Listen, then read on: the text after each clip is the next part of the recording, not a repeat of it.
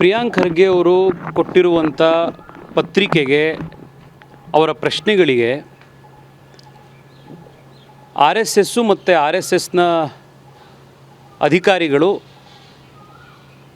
ಕಾನೂನಾತ್ಮಕವಾಗಿ ಅದಕ್ಕೆ ಸರಿಯಾಗಿರುವಂಥ ಉತ್ತರವನ್ನು ಕೊಡ್ತಾರೆ. ಭಾರತದ ಸಂವಿಧಾನ ಪ್ರತಿಯೊಬ್ಬ ದೇಶದ ಪ್ರಜೆಗೂ ಕೂಡ, ನಾಗರಿಕನಿಗೂ ಕೂಡ ಸಂಘ ಸಂಸ್ಥೆಗಳನ್ನು ಮಾಡುವಂಥ, ಅಸೋಸಿಯೇಷನ್ ಮಾಡುವಂಥ ಸಾಂವಿಧಾನಿಕ ಹಕ್ಕನ್ನು ಕೊಟ್ಟಿದೆ. ಇದನ್ನು ಪ್ರಿಯಾಂಕ್ ಖರ್ಗೆ ಅವ್ರು ಕೊಟ್ಟಿರೋದಲ್ಲ, ಇದನ್ನು ಬಾಬಾ ಸಾಹೇಬ್ ಅಂಬೇಡ್ಕರ್ ಕೊಟ್ಟಿರೋದು. ಇದು ಆರ್ ಎಸ್ ಎಸ್ಸಿಗೆ ಮಾತ್ರ ಅಲ್ಲ. ನಾಳೆ ಬೆಳಗ್ಗೆ ಕರ್ನಾಟಕದ ಯಾವುದೋ ಹಳ್ಳಿಲಿರುವಂಥ ಒಂದು ಸಣ್ಣ ಗ್ರಾಮದಲ್ಲಿ 4-5 ಜನ ಹುಡುಗರು ಒಟ್ಟಿಗೆ ಬಂದರೂ ಕೂಡ ಅವರೊಂದು ಸಂಘ ಸಂಸ್ಥೆಯನ್ನು ಪ್ರಾರಂಭ ಮಾಡ್ಬೋದು. ಸಂವಿಧಾನ ಕೊಟ್ಟಿರುವಂಥ ಹಕ್ಕದು. ಈ ಹಕ್ಕಿನ ಕೆಳಗಡೆನೆ ರಾಷ್ಟ್ರೀಯ ಸ್ವಯಂ ಸೇವಕ ಸಂಘ 100 ವರ್ಷಗಳ ಕಾಲ ಕೆಲಸ ಮಾಡ್ಕೊಂಡು ಬಂದಿದೆ. ಸಂವಿಧಾನ ಇಲ್ಲದಲೇ ಇದ್ದಾಗ, ಬ್ರಿಟಿಷರಿದ್ದಾಗಲೂ ಕೂಡ ಆರ್ ಎಸ್ ಎಸ್ಸು ಈ ರೈಟ್ ಆಫ್ ಅಸೋಸಿಯೇಷನ್ನಿಂದನೇ ಕೆಲಸ ಮಾಡ್ಕೊಂಡು ಬಂದಿರುವಂಥದ್ದು.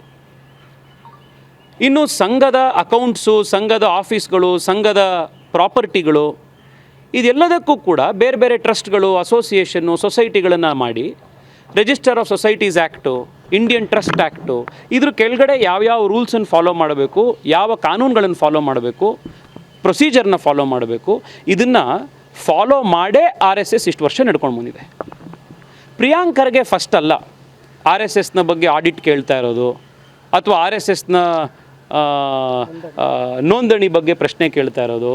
ಇದೇನೋ ಫಸ್ಟ್ ಟೈಮ್ ಏನೋ ನಾವು ಇನ್ನೋವೇಷನ್ ಮಾಡಿದ್ದೀವಿ ಅಂತ. ಯಾಕೆಂದರೆ ಅವ್ರದ್ದು ಇನ್ನೊಂದು ಮಂತ್ರಾಲಯ ಇರೋವಂಥದ್ದು ITBT, ಅಲ್ಲಿ ರಿಸರ್ಚು ಇನ್ನೋವೇಷನ್ನು ಆಗಬೇಕಾಗಿರೋದು. ಅಲ್ಲಿ ಅವ್ರು ಯಾವುದೂ ಮಾಡಿಸ್ತಾ ಇಲ್ಲ.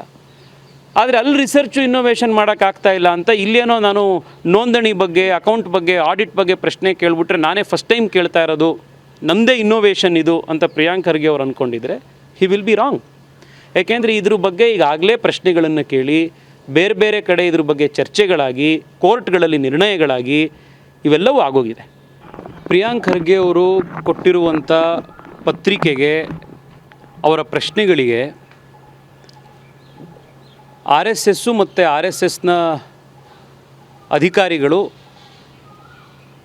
ಕಾನೂನಾತ್ಮಕವಾಗಿ ಅದಕ್ಕೆ ಸರಿಯಾಗಿರುವಂಥ ಉತ್ತರವನ್ನು ಕೊಡ್ತಾರೆ.